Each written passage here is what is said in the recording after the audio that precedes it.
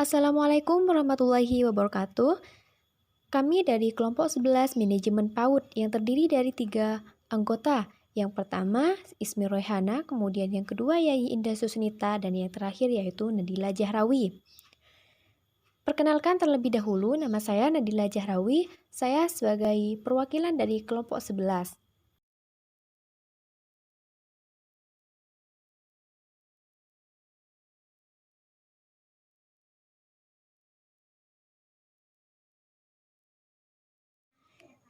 Saya di sini akan menjelaskan tentang manajemen supervisi PAUD.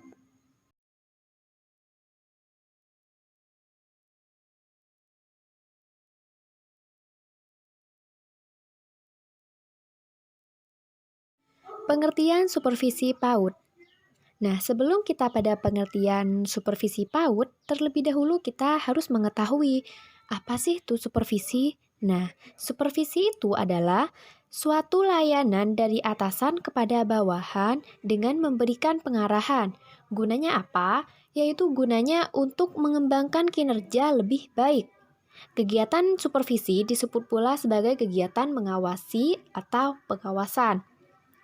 Jadi, pengertian dari supervisi PAUD sendiri yaitu adalah sebuah kegiatan yang dilakukan oleh supervisor yang berupa memantau, membina, dan mengawasi terhadap kepala sekolah atau kepala sekolah terhadap guru, serta seluruh elemen sekolah lainnya yang bertujuan untuk meningkatkan kualitas sekolah agar dapat mencapai tujuan pendidikan.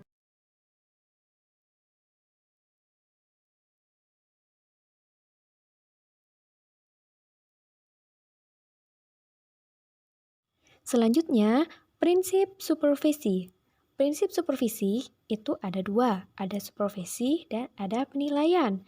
Untuk supervisi itu harus demokratis, kemudian harus konkret, objektif, dan sistematis. Kemudian untuk penilaian, penilaian itu harus dilakukan secara menyeluruh, termasuk pemilihan bahan ajar, metode mengajar, pemberian tugas, pelaksanaan evaluasi, dan lain sebagainya. Selanjutnya, teknik supervisi PAUD. Teknik itu apa sih? Nah, teknik itu adalah suatu cara atau metode untuk melakukan hal-hal tertentu dengan terampil dan cepat. Gunanya apa? Gunanya yaitu untuk mencapai tujuan yang telah direncanakan. Pada teknik supervisi di sini ada dua teknik. Yang pertama ada teknik individu dan kemudian ada teknik kelompok. Untuk yang pertama, teknik individu. Ada beberapa penunjang dalam teknik supervisi individu di sini. Metodenya yang pertama yaitu kunjungan kelas. Kemudian setelah kunjungan kelas ada komunikasi konsultatif. Setelah itu intervisitation, yaitu kunjungan antara guru di suatu sekolah dalam rangka belajar dengan cara saling tukar pengalaman, informasi maupun pengetahuan.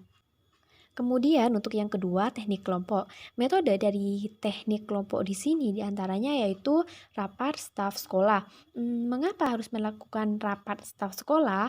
Karena ini merupakan salah satu bentuk komunikasi guru untuk membahas dan memecahkan masalah yang sedang dihadapi. Kemudian yang kedua ada orientasi guru baru. Setelah itu ada komite kepanitiaan. Maksudnya komite atau kepanitiaan di sini merupakan suatu kelompok yang bertugas memecahkan suatu masalah.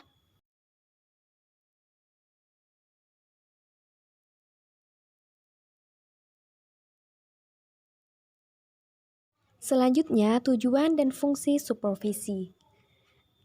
Tujuan supervisi itu memperkembangkan situasi belajar dan mengajar yang lebih baik. Pada tujuan supervisi di sini ada tujuan umumnya dan ada tujuan khususnya. Untuk tujuan umumnya itu memberikan bantuan dan bimbingan kepada guru agar personil tersebut mampu meningkatkan kualitas kinerjanya, terutama dalam melaksanakan tugas, yaitu dalam melaksanakan proses pembelajaran. Kemudian untuk tujuan khususnya yaitu meningkatkan kinerja siswa sekolah dalam perannya sebagai peserta didik yang belajarnya itu dengan semangat yang tinggi. Kemudian Meningkatkan mutu kinerja guru sehingga berhasil membantu dan membimbing siswa mencapai prestasi belajar yang diharapkan. Setelah tujuan dari supervisi, ada pun juga fungsi supervisi. Fungsi dari supervisi di sini yang pertama yaitu sebagai suatu kegiatan untuk meningkatkan mutu pendidikan. Kemudian yang kedua, sebagai pemicu atau penggerak terjadinya perubahan pada unsur-unsur yang terkait dengan pendidikan. Kemudian yang ketiga yaitu sebagai kegiatan dalam hal memimpin dan membimbing.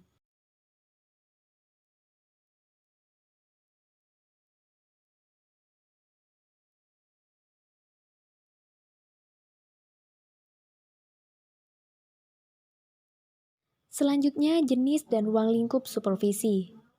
Jenis supervisi itu ada tiga. Yang pertama, supervisi umum dan supervisi pengajaran.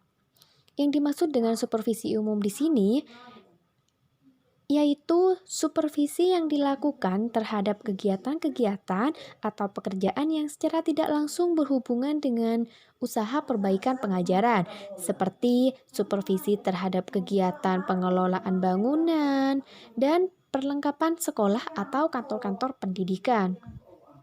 Kemudian yang kedua, supervisi klinis. Supervisi klinis termasuk bagian dari supervisi pengajaran. Mengapa disebut supervisi klinis? Karena prosedur pelaksanaannya itu lebih ditekankan kepada mencari sebab-sebab atau kelemahan yang terjadi di dalam proses belajar mengajar. Kemudian yang ketiga yaitu pengawasan melekat dan pengawasan fungsional. Yang dimaksud dari pengawasan melekat sendiri yaitu suatu pengawasan yang memang sudah dengan sendirinya melekat menjadi tugas dan tanggung jawab semua pimpinan dari pimpinan tingkat atas sampai dengan pimpinan tingkat yang paling bawah dari semua organisasi atau lembaga. Selanjutnya, ruang lingkup supervisi. Kedudukan supervisi pendidikan itu sama pentingnya dengan administrasi pendidikan. Namun secara hierarkis, supervisi itu merupakan salah satu fase atau tahap dari administrasi. Dan ruang lingkup dari supervisi sendiri yaitu memiliki dua aspek. Yang pertama, aspek manusianya, kemudian yang kedua, aspek kegiatannya. Pada aspek manusianya, itu contohnya seperti sikap terhadap tugas, disiplin kerja, kejujuran, kemudian kecakapan kerja, kemampuan dalam bekerja sama, dan watak. Kemudian pada aspek kegiatannya itu seperti cara bekerjanya, maksudnya cara mengajarnya gitu. Kemudian metode pendekatan terhadap siswa, terus efisiensi kerja dan hasil kerja.